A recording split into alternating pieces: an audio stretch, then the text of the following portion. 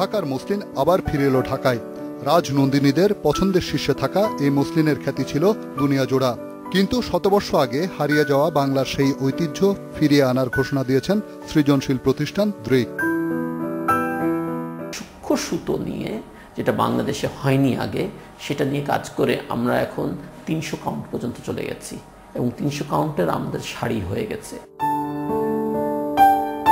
মসলিনের আদিভূমি শীতলক্ষ্যা নদীর পাড়েই তাঁত শিল্পীরা কার্পাসের সুতোয় স্বচ্ছ এ কাপড় বুনেছেন।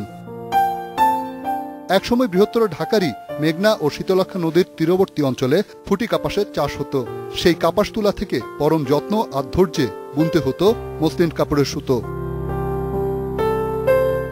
প্রকৌশলীরা বলছেন 250 কাউন্টের চেয়ে বেশি মিহি সাদা সুতা দিয়ে তৈরি বস্ত্রকেই মসলিন বলা যায়। এই বিবেচনায় দ্রিকের তৈরি কাপড়টিকেও মসলিন দাবি করা যায়।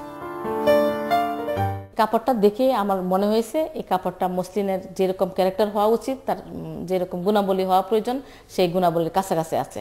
এবং সুতাটা, কাপড়ের ছবি দেখে আমি বুঝতে পারছি সুতাটা যথেষ্ট চিকন এবং সেটা 250 কাউন্টের কাছাকাছি হওয়ার সম্ভাবনা অনেক বেশি। ইতিহাসবিদরা বলছেন ঐতিহ্য অনুযায়ী সূর্য ডুবে গেলে নরম আলোয় উর্বশীদের কোমল আঙুলের স্পর্শে মুসলিন বুনতে হতো, আর শেষ করতে হতো ভোরের আলো ফোটার আগে। ওই কাজটা শুধু মেয়েরা করতে পারবে, ছেলেরা পারবে না।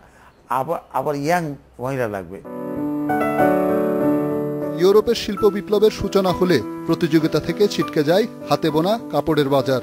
পরবর্তীতে ঔপনিবেশিক যুগে একেবারেই বিলুপ্ত হয়ে যায় বাংলার আদি ও ঐতিহ্যবাহী মসলিন শিল্প।